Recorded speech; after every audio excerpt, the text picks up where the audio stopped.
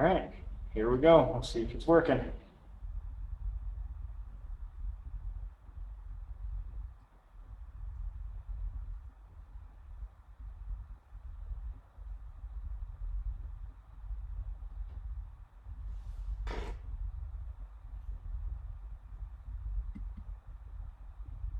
You're at the Northwest Art Center for Marianne R. Petit's The Body and Story exhibition.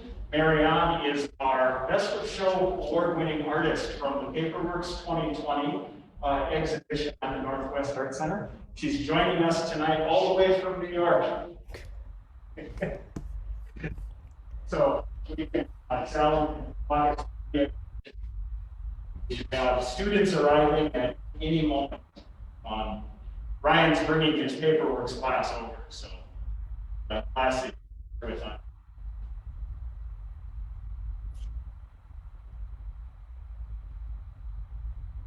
So one of the fun things was figuring out where we were going to put each series of works.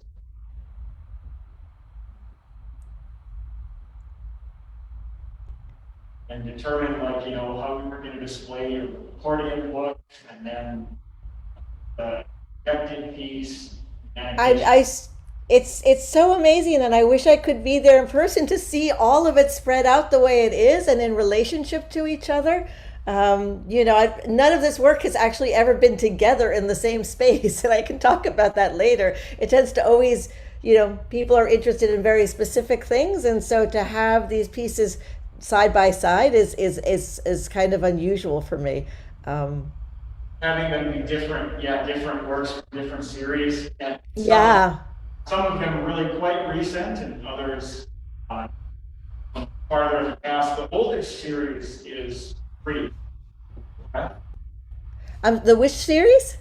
The one that Sally's showing us now. Yeah, so that's the oldest. It's and from 2016, so it's 5 years ago. And then Mouth and Toes. I mean, to be perfectly honest, I finished making those the weekend before I shipped them to you.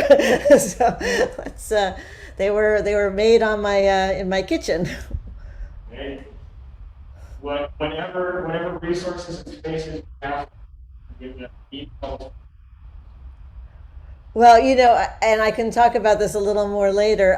With COVID, I didn't have access to a shop or anything. So I had to really think through what could be made at home and with hand tools or an X-Acto knife. Actually, we were wondering about that too, like, how much access you would have in New York during COVID to the university, or where you normally teach, or if you had any access at all? I didn't actually.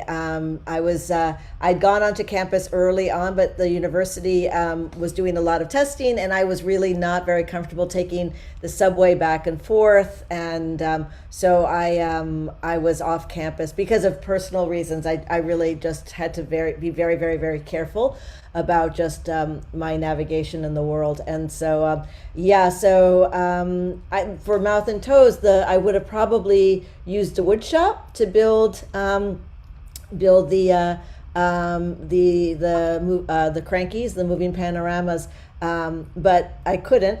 And I've done a lot with cardboard carpentry through some of my adaptive design work. So I thought, well, I'll make it entirely paper based and use tri-wall cardboard instead. And so that's how some of those material decisions were made. Well, and that's almost what we had figured too, given just the nature of Yeah, in your kitchen. Yep. Yeah, with a lot of folding tables set up, and and my kitchen, to be clear, in a New York apartment is also my living room and my studio.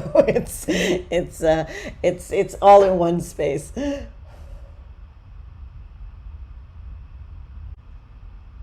I can't believe you have so much wall space that you could actually put all four spreads of the accordion book out. That's just remarkable. It worked quite well. We had a couple of shelves, but we had made the decision to acquire more and put more up just so that we could display it in fashion.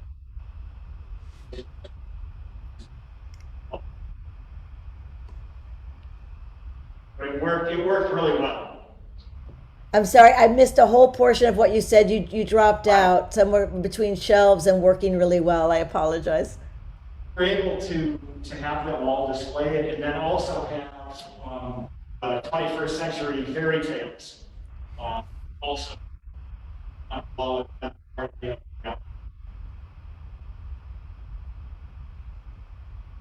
so it came together really nicely. When we look at the space behind me too, also fun to put all of the cutouts and paper cuts. They're So they're around the corner there, next to the sign. I saw that the anatomical paper cuts are around the corner there. and then the smaller pop-outs are on the pedestals. On the pedestals. I saw that from the photograph. And so and it's signed so that people will feel comfortable picking things up and touching things and oh yay, that's great.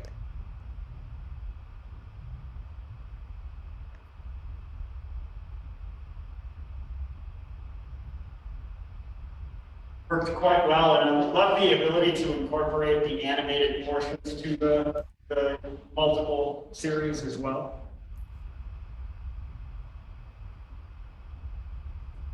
Yeah, I mean, it's such a treat for me to have the screens as well as the actual pieces because often, there isn't room for all the things, right? So,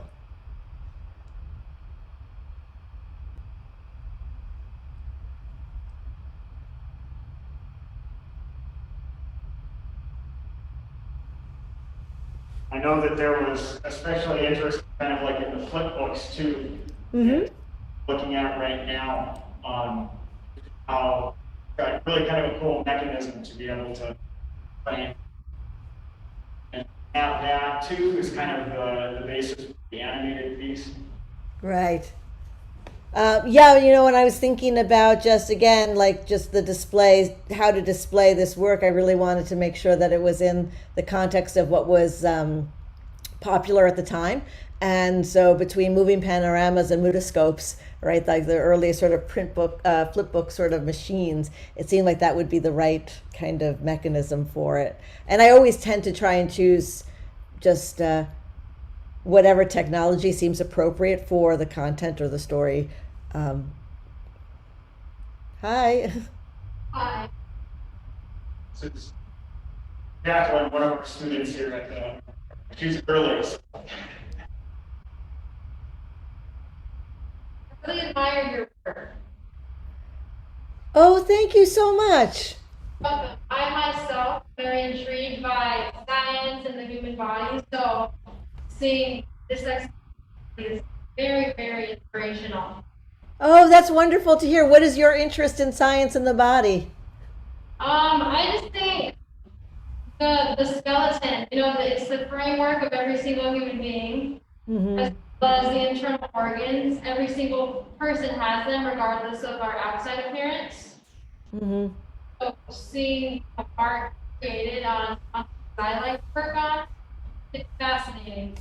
Oh, well, I love meeting a kindred spirit who is interested in the body and just, again, also just like the sort of remarkable nature of it because there's such a commonality to it. And at the same time, too, each part of it is unique as well. Like once you get down to the physiology of the human body, there's each system works in a slightly different way, and it's remarkable.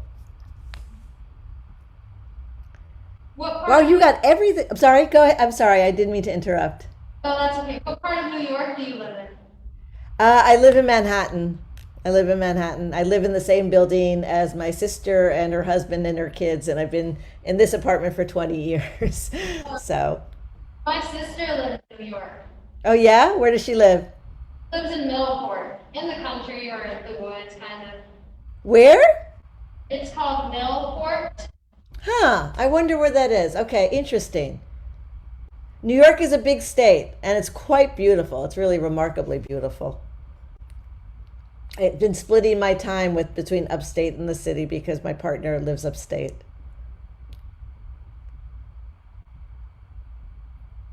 By the way, I love the font for the signage.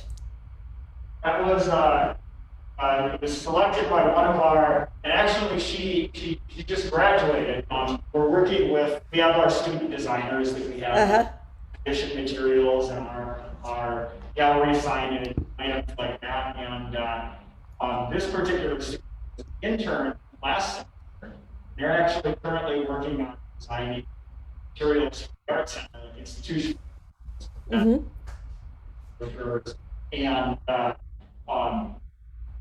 we had her do the poster and postcard for your exhibition, this media graphics that you see, and then also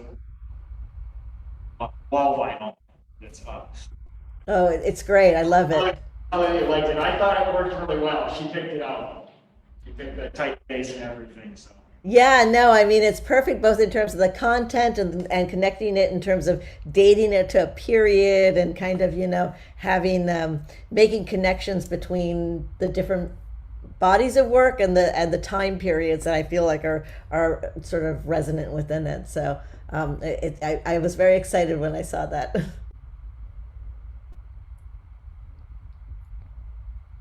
I'd have to ship vinyl letters back to you, put them up. When the exhibition is done, we'll send it vinyl so you have the sign. Oh my goodness, that's lovely. Thank you. I would love that if it's possible. If not, no worries. Yeah.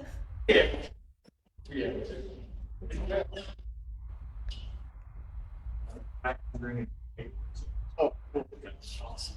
So, Marianne, this is Phil Hardwart. Hi, Phil. Chair of our art department, art broadcasting professional education. He also teaches our graphic design courses, some of the foundation classes as well. So. Oh, it's very nice to meet you. Hold on, I'm going to pin this video so I can see you instead. Just trying to figure out how I can do this. It's nice to meet you. Thank you so much. And also, I'm so sorry that I can't be there in person, but what you have is remarkable there. It's really, it's an extraordinary gallery space, and it seems like you have just an extraordinary art program as well. Well, thanks. We would love to have you here, but maybe some other time. Yeah. Maybe we can get you some other time. I would love that. I mean, as Greg knows, the last few weeks, New York was leading the nation in terms of transmission rates for COVID. It just didn't seem like the appropriate time to get on an airplane and head down to you. And so, Understandable. Yeah. So Bill's actually originally from New York as well. I am. Oh, really?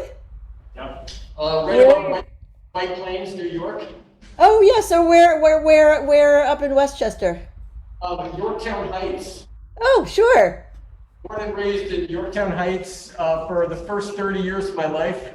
Uh-huh. I went to school at Syracuse University, so upstate. Okay. And for the last 25 years in Minot, North Dakota. Was that a big adjustment? It was. It was, but we really haven't looked back. My wife and I, we've settled in and we bought lawn furniture and a house and a barbecue and a snowblower, and I feel like King Tut. I'll probably just Well, I imagine you also have like immense sky and like horizon lines, which is something you really can't get in the Northeast very easily. Oh, it's nearly 180 degrees from my time spent in New York City, right? Where there's always something around you or surrounding you. Yeah. Here and feel that space is pretty special. It's pretty nice. Oh, that's wonderful. And so you teach graphic design. You're a graphic designer, or? By trade, I'm a graphic designer. I worked at Revlon in New York for a couple of years. Their package design department, and did a lot of freelancing as an illustrator. So really kind of from the commercial art side of things. But that's again, great. Good to have your work here. And well, thank you. I mean, it's a thrill for me. It's really been extraordinary. And again, I hope one day I can make it there, because it really does seem like you have a fantastic program with remarkable facilities too. Fantastic. Yeah, we're very lucky. We're fortunate. We should have a portion of the crew online and then a portion of the crew here physically. Okay. It'll be okay. Let's see. Yeah.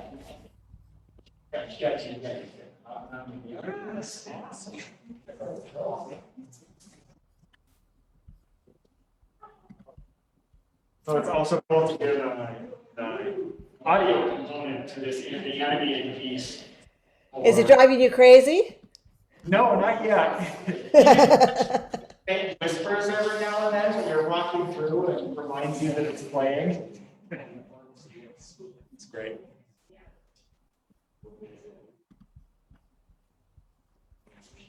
So when we have the paperworks class, when they get here and when more students come, we'll go ahead and do the, yeah, we'll talk probably close to 7 o'clock or shortly after. Okay, 7 o'clock, that's fine. Don't feel like you have to entertain me, that's okay.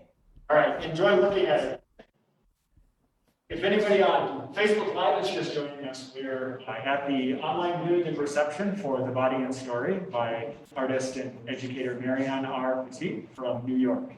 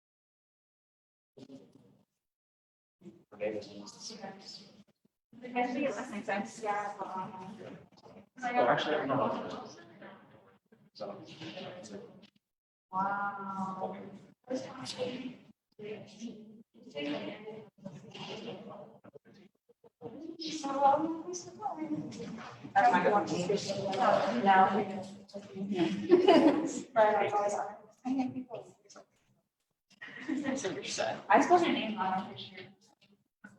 Gemini's.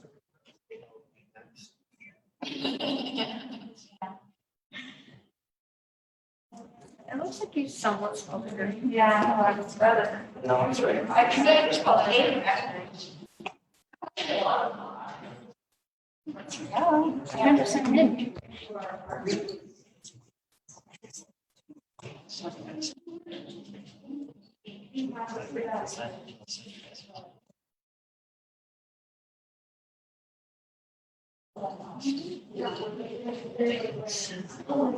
What I want?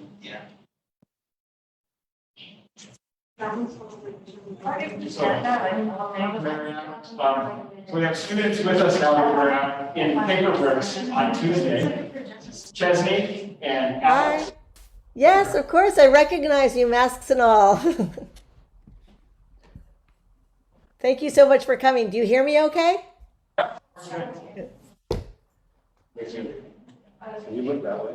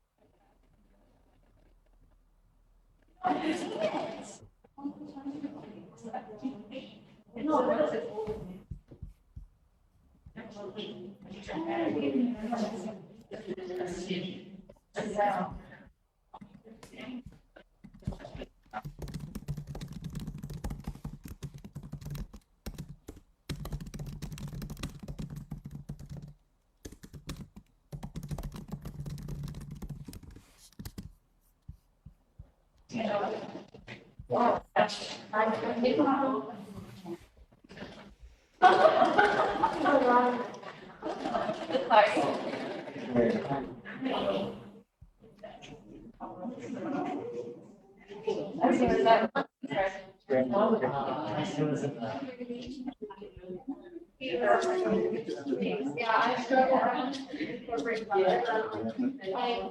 I also really enjoy that. Yeah.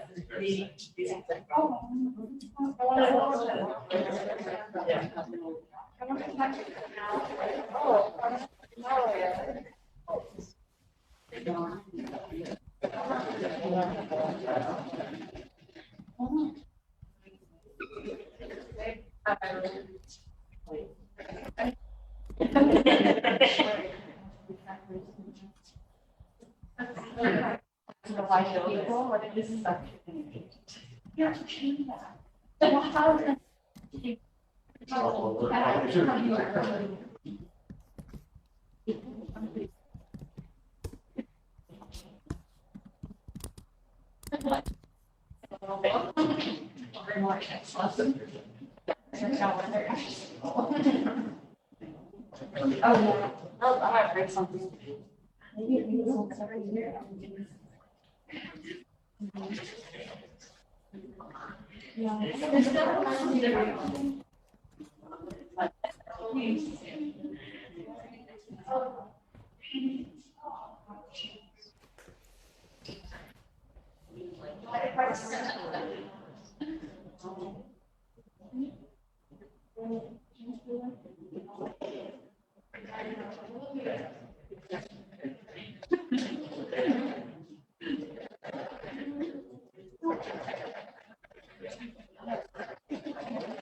You can open it all up.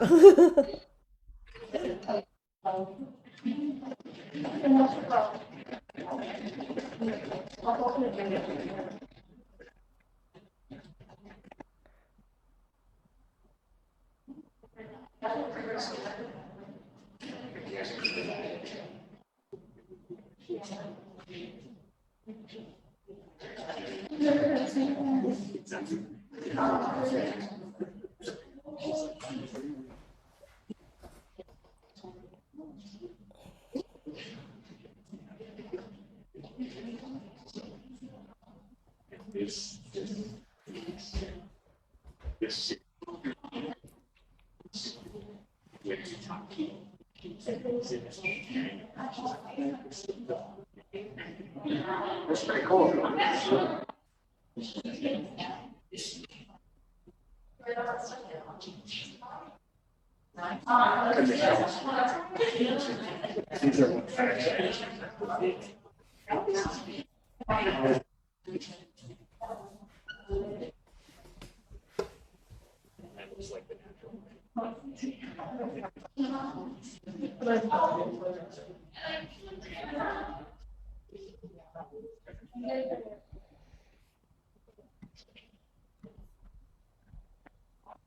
So just about there.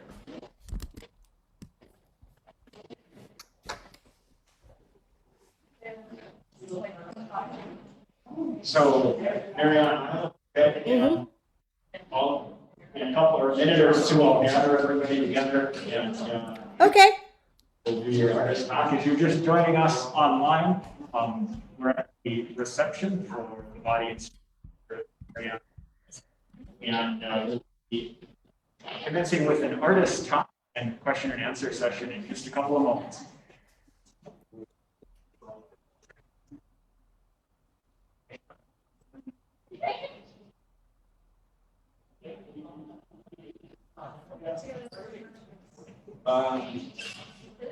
Sally. Sally.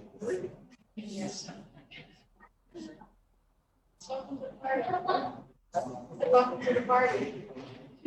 Well, have a drink. Have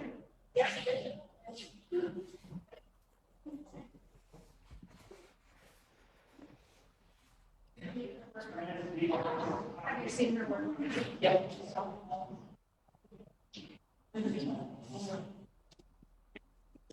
Yeah. All right. I'd like to thank everybody for coming to the gallery tonight, to the Northwest Art Center for the reception for Marianne R. Petit's The Body and Story. Marianne is joining us virtually, remotely, New York, from Manhattan. She is our America's 2020 Paperworks Best of Show Award winner. So this is her solo exhibition that she prepared. I'd like to thank her for graciously shipping all of her work to us and allowing us to have it in the Art Center, especially when times are so difficult. And I'd also like to thank all the students for coming out today and Marianne talk. And I know you guys don't have much of a choice tomorrow, but it'll be fun to have the art seminar as well. I'd also like to thank our sponsors kind of for the exhibitions that we put on, especially the North Dakota Council on the Arts for the grant funding that we receive for them for these projects through the state legislature and the national. I'd also like to thank Minot State University. Marianne was commenting earlier on the Art Center and the gallery space, and it is truly wonderful to have this type of space here at Minot State. I feel kind of lucky every time I get to walk into the gallery and look at a new show or see new stuff that's up. So I'm going to stop talking. I'm going to let Marianne talk. So without further ado, I'd like everybody to welcome Marianne to the Thank you. Thank you all. Do you all hear me okay? Is it all right? Okay. First of all, I want to thank you all for coming out. I really appreciate that very much. And I want to thank Greg and Sally. I don't know how to begin to thank you because it's such a thrill for me to have this exhibition. And the gallery space is extraordinary. And I'm so very sad and sorry that I'm not there in person because, unfortunately, as I've said a few times, the ability to travel from New York these last few weeks, especially with COVID transmission rates topping the nation, didn't seem like a very wise thing to do.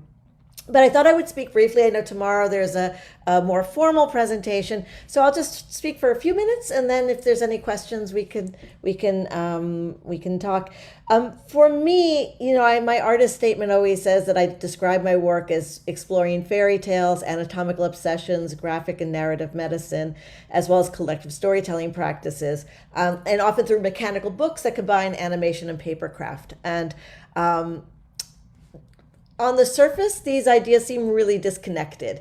And at first glance, they really seem to be investigations into a series of unrelated topics. And the truth is, often when I show my work, they draw very distinctly different venues and different audiences. So back in February, I do a lot of oddities fairs, and the virtual oddities fair I was in February, everyone is very interested in the anatomical work.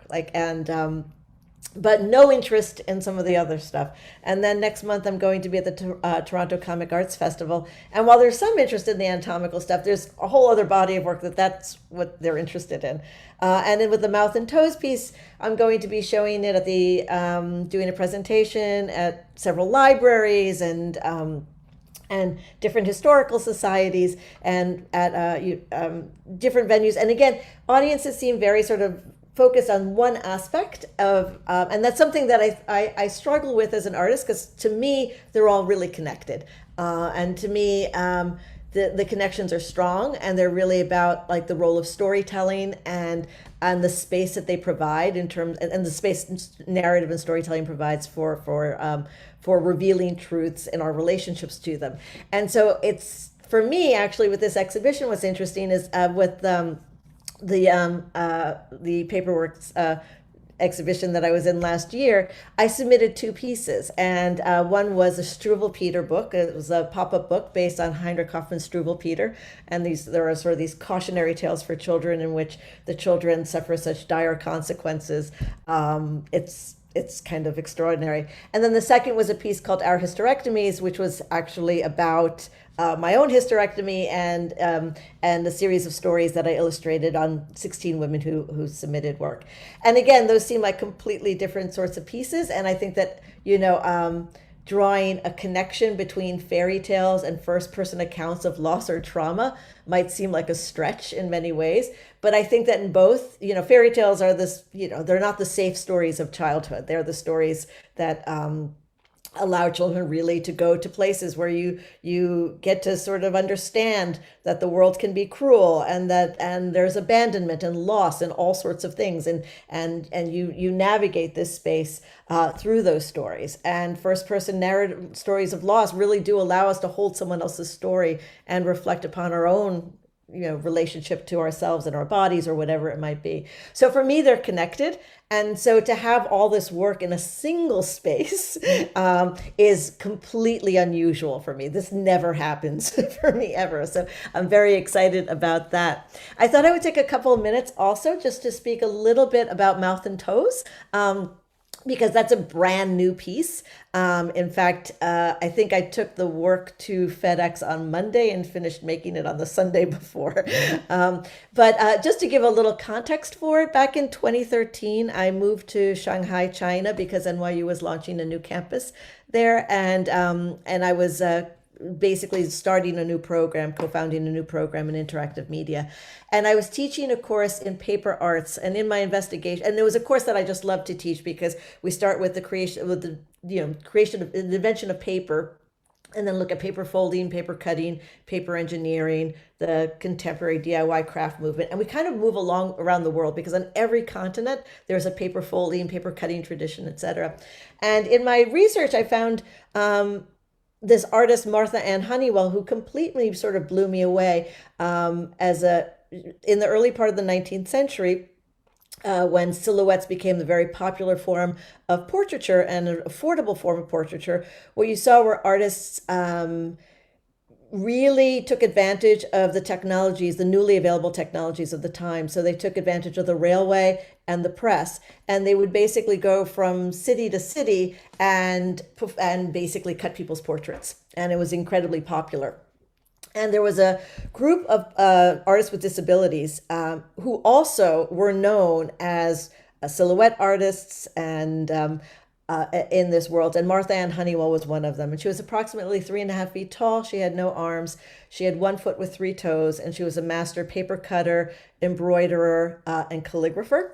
And she was an incredibly astute businesswoman. She managed her career for 60 years. She traveled all over the country on her own. And there were other artists as well. And this was a very brief period of American history, because soon what happened was, the performative aspects of their work were really kind of sort of co-opted by the idea of the freak show, and these artists lost their financial autonomy and really became less known as artists. But I stumbled upon her work in 2013, and I thought, I really want to do something about this. So I just sort of bookmarked it for myself. And then in 2019, I saw there was an application for the American Antiquarian Society, and they have an extraordinary collection of paper cuts, and Martha Ann Honeywell's are in that collection. So I thought I would investigate that, and that's when I received a fellowship. And in the meantime, an historian by the name of Laurel Dean wrote many articles about Martha Ann Honeywell. She had in 2013, by 2016, 2017, 2018, she was publishing, and she's sort of the foremost authority on it. And I kind of think of this as a COVID kind of story, because I did my residency at home. I had been hoping to go to the American Antiquarian Society, and I did it from an apartment in New York instead. And at a certain point, I reached out to Laurel just to say, I want to thank you so much for your research. It was really incredibly useful to me, and I learned so much, and it's really helpful, and this is the project I'm working on. And she wrote back and said, your work is wonderful. Would you want to work on something together? And I said, well, you're the foremost authority on this topic. Do you want to work on this together? And then she said, sure, let's hop on a Zoom call.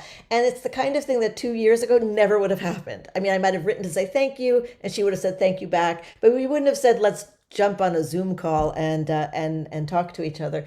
So we decided to work on this together in August, and we've only actually spoken twice via video, though I feel like she's become a dear friend, because this collaboration was entirely via email and Google Drive, etc. And even just in the making of the project, because of quarantining and lockdown and all of that, I didn't have access to a shop. I just wasn't able to do that. Normally I would have constructed something out of wood, I think, in this case. But I realized I'd had to do it in my apartment. And for many years, I've worked with an organization called the Adaptive Design Association. And the Adaptive Design Association builds custom adaptations for children and adults with disabilities from very readily accessible materials. And one of them is cardboard. Cardboard is an incredibly powerful tool for prototyping and for making things that actually are quite durable. And so I thought, well, it seems appropriate to make something that's also paper-based if these are artists who worked with paper. And so the piece was made out of tri-wall cardboard. And, and I decided also, just in terms of output, I really wanted to reflect the technologies of the time. So my partner, Mike, pointed out the cranky movement in the United States, which I was not familiar with, but there's a very big contemporary movement of cranky artists that are also working, around the folk music tradition. And, so using a moving panorama structure from the 19th century, as well as flip books that were really popularized by mutoscopes at the time, seemed like the appropriate output. So for me, it's incredibly exciting, because this piece actually didn't exist until 2 days before I shipped it to the space. So you're the first people to actually see it in person, and I've never seen it all together this way either. But it's been really exciting to be able to share it in this space and to bring it there. So I guess that's sort of it. Tomorrow at the seminar, I'll definitely do a deeper dive into themes and other things. But if there's any questions on anything, I'm happy to answer them. Anybody have any questions for Marianne about, maybe her practice or any specific pieces that are on display here?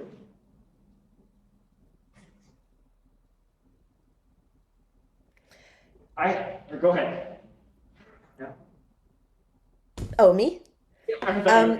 Yeah. Yeah. So I thought I actually draw a connection between the anatomical work. So the breadth series that's in the corner, which is the anatomical flat book, which in pop-up books, Volvels and anatomical flat books were among the first sort of movable books that one saw. And they were really noted for giving scientific information, from astronomical information to health information, etc. So that the corner pieces, the breadth series, when I was living in Shanghai, the air quality index went up to about 500 for about a week. And so I really started to think about respiration and the system in which both it's an automatic system, but we can also control our breath, etc. And how our body adapts to the quality of the air that we have. The paper cuts there were inspired by photographs from autopsies, antique autopsy photographs. And so what I found was that people were really interested in this work, and it's a limited edition set, and I wanted to create a version that was more accessible. So around the corner, what you see in terms of those paper cuts and then those smaller books or cards, excuse me, those are a new sort of investigation for me. I think probably January, February of this year. Really looking at affordable paper cuts and affordable pop-ups. So I have my limited edition or closed edition work that might sort of sell at a certain kind of, range and audience. But when you make limited edition work for collectors and collections, often what happens, it sells and it goes away and people don't see it. So I wanted to create something that was open edition, and that I can just keep making. And so the cards themselves actually sell for anywhere from $12 to $25. And they're very easy for me to assemble. I can assemble them, cut them and assemble them while I'm watching TV or something. It's a very sort of relaxing practice. And I can sell them on Etsy if I want, and it's just a whole different sort of thing. Those are inspired also by antique health books as well. So I think one of the editions, I can't remember the names of them off the top of my head exactly, but it's from 1903 and another one from 1943 or something like that. And so that's another area that I really try to explore and think about a lot in terms of my own work is accessibility. Not only in terms of accessibility, in terms of exploring themes around disability, but also in terms of who has access to work, who can afford to have work, who can see it. So often what I try and do with a lot of my work is if I have a limited edition body of work, I try and think about how I can make a version of it that is just available more freely. And so with the Struvel Peter book that I exhibited last year, I had a series of handmade editioned books, and then I kickstarted it and had that as a bigger book. And what I did, and I think I mentioned it in your class, I just changed every spread so that it did not use the same mechanisms that were in the other books. And then collectors felt like they had more as well because they received a copy of that. But I always think about that just in terms of like who gets to have access to artwork, where do they get to have access to art, what are the venues for it, how do people interact with it, and how do you sort of, for me, I'm interested in as broad an audience and as broad of interactions as possible when it comes to making work. That leads me to a question that I have too about your process. Yeah. When you did the class workshop for the Paperworks course, you talked about how frequently you prototype works and figure out the holds and the cuts. And so in that, so with the works that you produce for for retail or for not necessarily limited editions, you would create kind of a master copy beforehand, and that's hand built or hand. Yeah. Absolutely. I mean, but even all those cards that you're all interacting with, everything is hand built. It's just a matter of like how much time it takes for me to make it, right? But in terms of process, absolutely. I mean, often I'll make a version and then the size doesn't seem right and I'll change it, or it's somehow the mechanism doesn't work quite in the way that I would want it to. And so then I just do another version of it. And that's the beautiful thing about working with paper. Paper is endlessly adaptable. It's really, it's a medium that you don't have to feel precious about. I mean, I love paper. I think paper is an amazing and precious and beautiful thing, but that you really can just be inspired by what the paper itself can do, and how it can navigate. And I find that for me also when it comes to mechanisms and and the types of structures that I use, they're always informed by what the content is. Like if you had said to me a year ago, you will make a series of flip books and moving panoramas, I'd say, what are you talking about? I have but it seemed like the absolutely appropriate kind of book format for this story that takes place in the early part of the 19th century, since those are the technologies of that time. The Breadth series, it absolutely made sense to use an anatomical flat book for that investigation. But also I was living in China and I was exposed to paper cuts, and I'd never actually done paper cutting before, but it somehow seemed like something that seemed really important and relevant in that time. And sitting in China, which has like an extraordinary and vast tradition of paper cuts that really also changes regionally and has a lot of different traditions and roots. And again, like with paper cutting and with paper folding, all these traditions are also the traditions of people. They're not necessarily the art of the monarchies and the types of things that filled galleries in sort of the official stories. These are these are the tools that people use and the materials people use to sort of celebrate holidays, to mark festivals, to mark personal events. And so I think about that a lot when it comes to working with paper. And again, just, how you share paper with other people. Great. Thank you. Thank you so much. Do we have, Sure. anybody have any questions for Marianne? We'll call on people tomorrow, definitely. That's okay. I know it's really awkward to do this via Zoom, and at this point, I think everyone also. I mean, not in my scope, everyone has so much Zoom fatigue at this point. No one wants to ever say anything. But I really appreciate your being there physically with everything, because that's just amazing right now. Most of us are just sitting in rooms with our laptops. Well, I'd like to give Marianne a hand for joining us. Thank you. And if anybody now, with Marianne's artist copy, if anybody wants to visit with her one-on-one, didn't want to ask a question in front of the group, go ahead and feel free. I have one other announcement to make.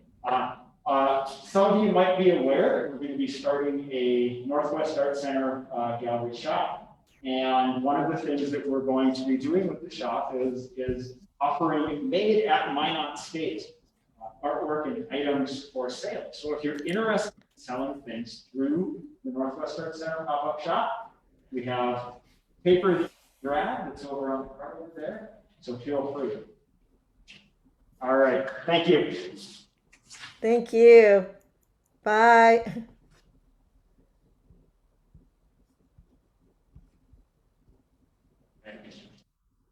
I got to figure out, get back on Zoom and figure out how everything needs to go back. Well, thank you so much. This is great. I'm going to have to go teach in a couple of minutes. Was that okay? No, it worked. That worked perfect. That worked perfect. Thank you for being able to join us. Sure. No, thank you. I mean, and I know that also adding technology always complicates things a millionfold. So it worked pretty seamlessly this time. Didn't have any connection issues or anything happen. So it was yeah, good. good. So we'll definitely record a higher quality walkthrough through the exhibition for you, so that you can see everything together in space. That's very kind of you, but please also, I mean, I'm just, your exhibition schedule is so robust, and you also are managing several spaces simultaneously, and I'm very aware of that. So just, don't worry too much. We have time for it. So Okay, great.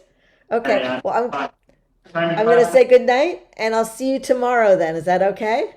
Yes, that's perfect. I'll connect with you tomorrow for the present. Sounds good. Take care. Bye.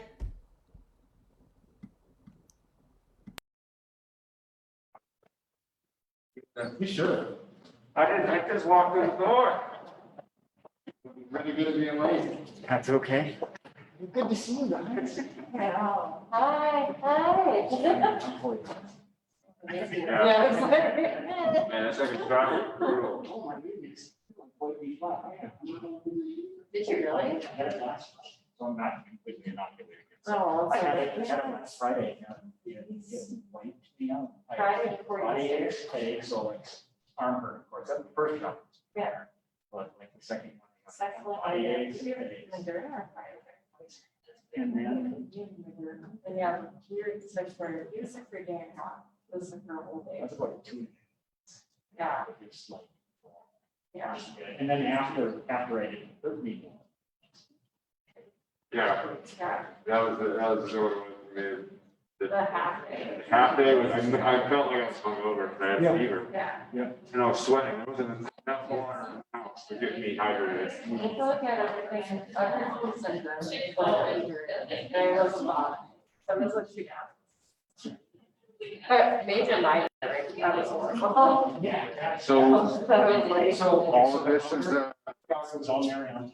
oh, right. So from New York City, the paperwork from 2020. Okay. She was the best of show. She had that.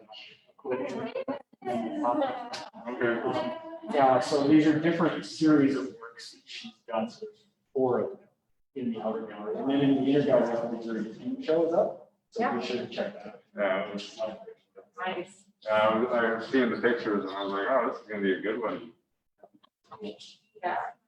A lot of good pieces in there. And then some of the students that are displaying work in there, actually, they have their capstone. May 7th. Capstone shows. It's really cool. They students that are doing capstone graduating. Nice. Nice. That's all. Except for when there's orgy. When there's what? First, no, the first one you ever had. Yeah, that was in 2020. Yeah. Yeah, years don't matter anymore, man. It's fine. Yeah. I don't know. Like I turned 39 and so maybe that last year. So. Yeah. Why? No, there was no last year. So one of the things was custom made a table and she had turkey in the bowl. And Jasper was just that right age. It was like, oh. Like, therapy change. Yeah. Yeah. Really neat. Yeah, I've never used those in a daycare setting. Yes. I don't think it's. You don't want Why would anybody do that? It's It's like, I see pictures of it. How are you? Go, they know, and expand. Yeah, it's like, no, I mean, like, I'm sort of sensory people, I have this. They're fantastic. But there too. Oh. You do that too. You do like, baggies. Yeah. Play baggies. Yeah, So they can't. they can't make a mess of it, yeah, that's a good idea. Yeah, they did. Or like kids, yeah. That's sensory. Funny. That's it. I want to touch it, but I don't.